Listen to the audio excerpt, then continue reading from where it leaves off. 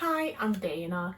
I found out that I was autistic in 2019, and both before then and very much after then, there's been a whole variety of things that I've realised that not everyone does. There's just loads and loads of things that I thought were really normal. I thought that like just everybody did. And it turns out they don't, and it's probably because I'm autistic.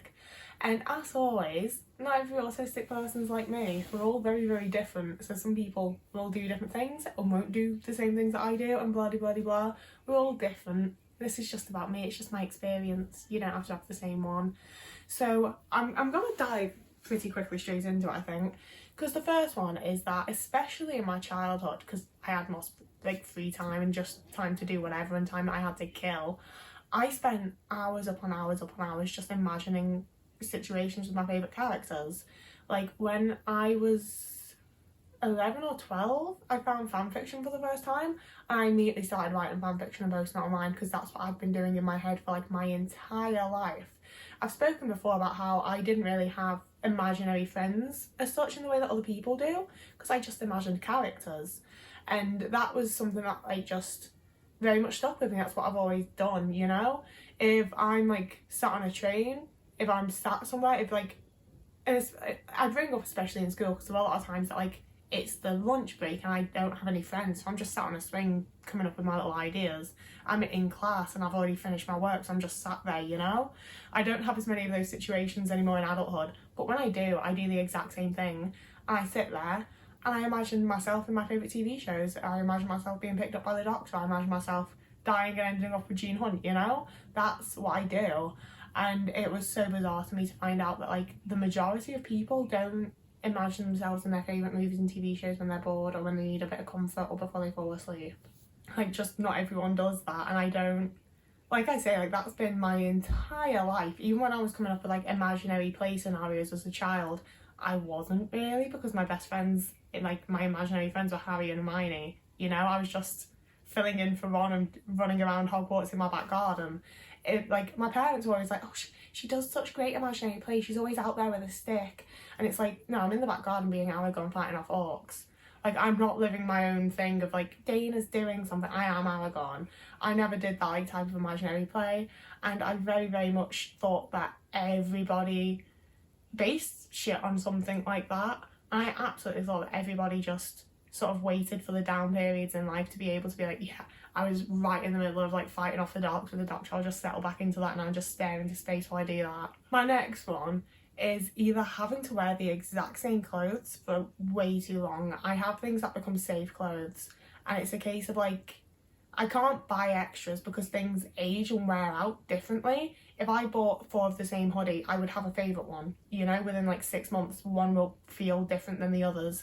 If I wash it, then it feels different again, so it's not a safe thing anymore. So I can just sometimes, I don't often let myself because it is kind of gross, I'm not lying. But sometimes it'll be a case of like, this cardigan is the only thing that makes me feel right in my body. So I am just going to wear it 24/7 for like 3 weeks, you know? Like, I say 24/7, I'll take it off when I'm going out because I'm aware it's gross, but it's just like part of the tism where like it is the only thing that makes me feel like my body is right and like I'm like at home in my body and like I'm okay. But the other side of that is that sometimes when everything's been washed and it's like, at some point it's gross, you know, and it's not safe anymore, it's not comfortable anymore, it doesn't feel like a comfort thing any longer. And that's when I wash it, and that's when sometimes it'll transfer to something else immediately and I'll be fine. And other times it becomes a thing of like, I'll put something on and be like, yeah, that feels alright. And then half an hour later, it doesn't feel alright anymore. I put something else on, I'm like, alright, yeah, that feels better. 2 hours later, it doesn't feel better anymore and I need to put something else on. And all of a sudden, I'm putting on like 7 outfits a day because just nothing feels right and everything is causing a sensory issue.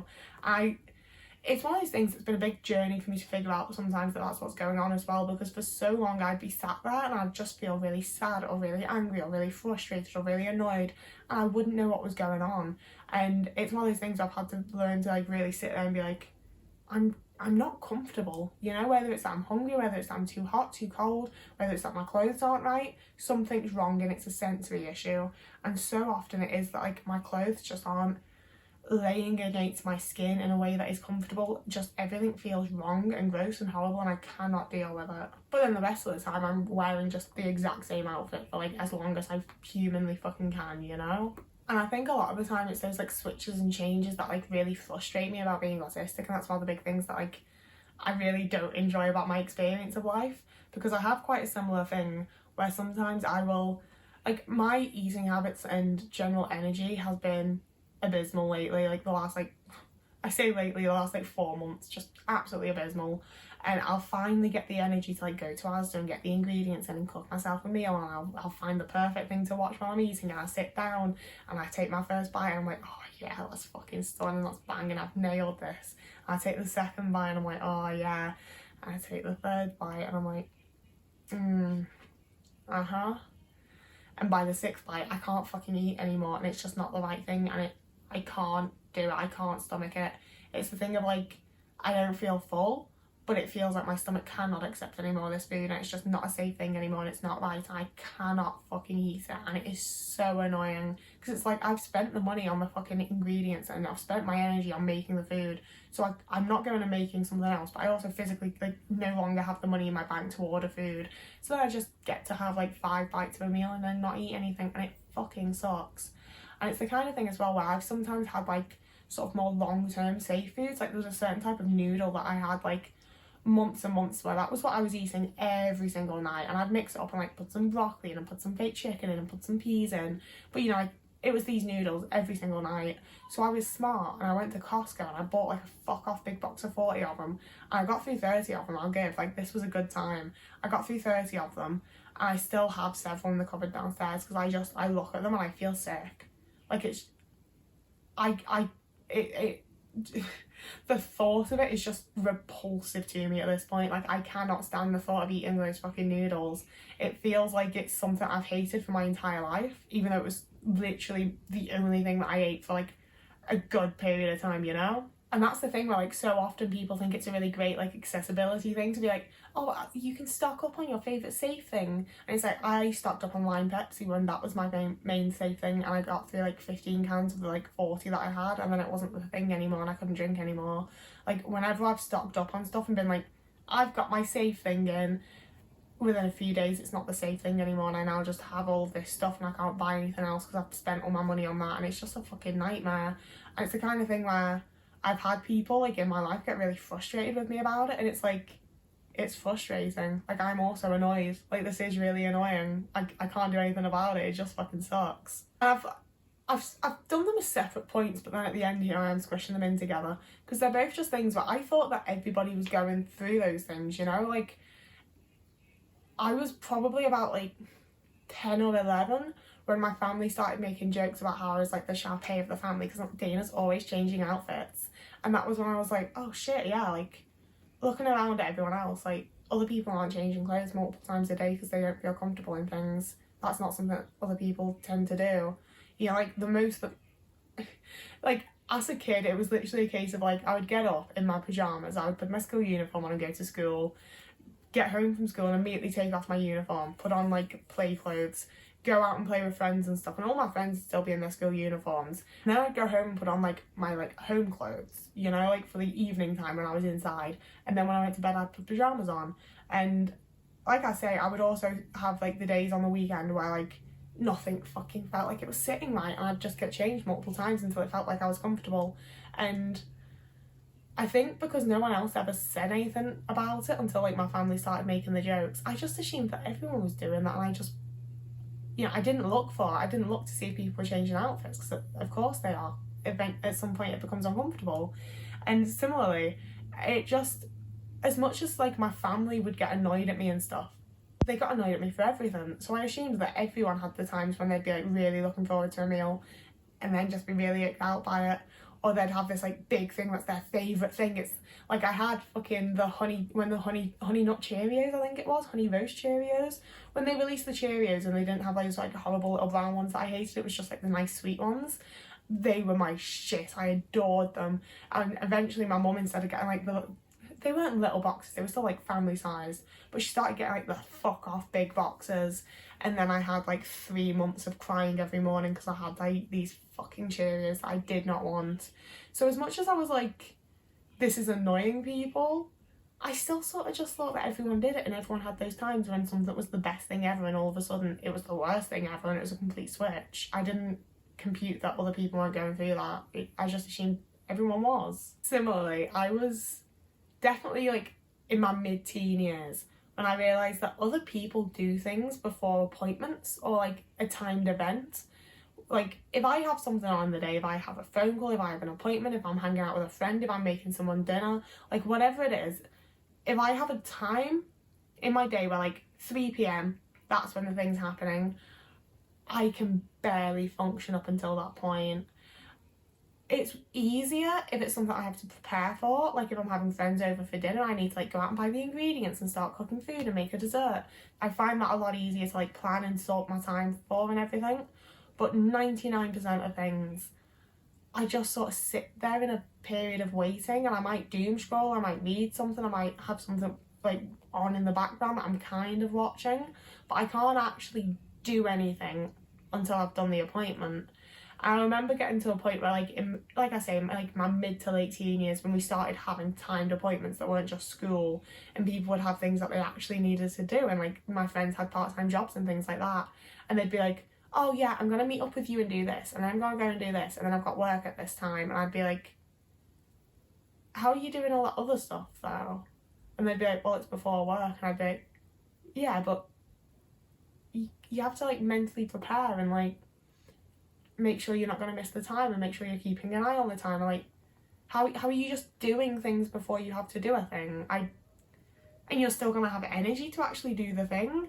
It doesn't compute for me. And as a teenager, I was like, everyone else is just managing everything better than I do. Like, not a surprise, that's what happens. But the older that I've gotten, the more I'm like, oh, like I cannot process or compute a thing in my silly little brain until the thing I'm waiting for has happened. And other people, not everyone obviously, but a lot of other people are able to like go out and do some like errands and complete some chores and do whatever else. And it's like, I can't even like fucking hoover until I know that I've done the thing. Like I don't know how people do it, and it baffles me still. Like that was one of the things that took me a really like long period of realisation, because I can't wrap my head around it. How are you doing that? And the final one that I want to talk about is one that happened to me really recently, and it makes me really cringe at myself even though I don't need to. And it's needing prompting to complete unexpected social cues. I don't even want to tell the internet this. It's not as bad as I'm making out. I've spoken before about how I go to like a Unitarian church, and it's very nice and I enjoy it a lot. And as we go in, the minister, like, you shake his hand and say hi and say good morning. And like, I've been going for a little while now, so he like actually knows me. We have a little chat. And there was a morning that I'd gone and that didn't happen. He was talking to someone else or something. Like, you know, it's just not that big a deal. I'd gone in, I'd got my hymn books, I'd sat down, and he came over to say hi before service started. And I just fully didn't even fucking notice that he'd like put his hand out, to be honest with you. It's not even like I'd like had some perception of what was going on. I was just chatting to him and I just nothing fucking processed in my brain. And then he had to be like, could you shake my hand please? I've had it out for a minute. I was like, oh god, yeah, of course, hi. But like, things like that have happened to me like throughout my entire fucking life. And it was, I do it all the time. There's all of the little social cues that go on when you're like saying hello and goodbye and just generally interacting with people. And I just miss so many of them. And it's the type of thing where like my minister prompted me nicely. Like, I feel awkward and anxious about it, but the actual situation didn't call for me to feel like that. But obviously a lot of other situations, like when I've gone into job interviews and stuff and just missed social cues and they're like sat there and I'm sat there and I'm like, oh shit, I missed that. Like it's horrible. And that's one of the, like, I'm leaving it last because that's one of the things that I'm like, yeah, everyone does that. Everyone has experienced that at some point. Like, everybody, neurotypical, neurodivergent, like, we've all done it. Like, it's just what happens. But it happens to me all the fucking time. And I absolutely despise it. And I think it's also a thing of, like, you know, I try to like absorb and observe and take things in so that I can do it and I can like mask and be a normal person and so on and so forth. And the thing that's always frustrated me, I think that one of the things that makes me like really anxious about socializing and doing things is that when I've tried to like put forth the same social cues that other people do, they're perceived so like wrong, you know? Like there's been so many times, I do think this one's maybe somewhat because I'm a woman, but there's been so many times when I've been like when I met Chris Schiffler, or like I'd gone to see him play live, and before he played he'd just like come out into the bar with meeting people. I've been in the queues at Comic-Cons, you know, like I've watched everyone go up to these celebrities and shake their hands and get to talk to them, and then I go up and I put my hand out and they go for a hug and I'm like, oh, a hug. I know the hand's there now, and it's so awkward. And it's like, I've just watched 7 other people come up to you and shake your hand. Why did you go for a hug with me? When people do like the double kiss, oh, I hate it. I truly despise it. I just don't know what the fuck I'm meant to do with it a lot of the time, and everybody else does. And you know, as much as I like try to make myself feel better about it by reminding myself that like that is one of the things that literally everybody does, like it's not exclusive to me being autistic, I do think I do it a lot more than a lot of other people do because I'm autistic, and it makes me feel so awkward. And I have had so many times that I am like, doesn't everyone miss it though? Doesn't everyone miss that thing? And like, no, they don't. Not every time. Like, come on now. And there's also a lot of social cues that I do notice, but I just don't know how I'm supposed to react to them and what I'm meant to do, to be fair. But yeah, that was my last point. The video is over. That is it. I get to stop talking now. So if you wanted to like this video, I do believe it helps me in the algorithm or something. I would much prefer if you wanted to subscribe. If you want to see more content from me, that's the thing to do. And we are getting extremely close to 10,000 subscribers. One of y'all suggested that a lot of YouTubers do a like Q&A type of video when they get to 10,000 as a little celebration thing. So I think I probably am going to do that. So if you've got any like burning questions you need to ask me, feel free to like leave them in the comments here, or like drop me a message over on Instagram or whatever. I don't really know. I might do like an Instagram story a little closer to the time. Like we've still got a little while to go, but I would like to do something a little bit like fun and nice to celebrate, you know? But yeah, so if you want to message me or follow me elsewhere, I do also have Instagram and TikTok, and they'll be linked down below. And I will, as always, also link my Patreon and Ko-fi pages, so that if you want to, you can contribute to me financially and I'll be able to buy a washing machine. But there's no pressure, you don't have to. I'll save me money and do what I need to do like everybody else does, you know, it's fine. You don't have to. But if you wanted to, they will be linked down below, it's all there. And I can go now. I'm not very good with sorting framing because I don't want you to see my bare legs, but Oti man, Otis, he's been here the whole time, being adorable and really wanting to get away from me. He's come straight back, it's alright. But yeah, whoever you are and wherever you are, I hope you're having a lovely morning, evening, day, afternoon, week, month, year, and I will see you. Oh, you couldn't start like this for the video? Whoever you are, wherever you are, I hope you're having a lovely morning, evening, day, afternoon, week, month, year, and I will see you again in a couple of days.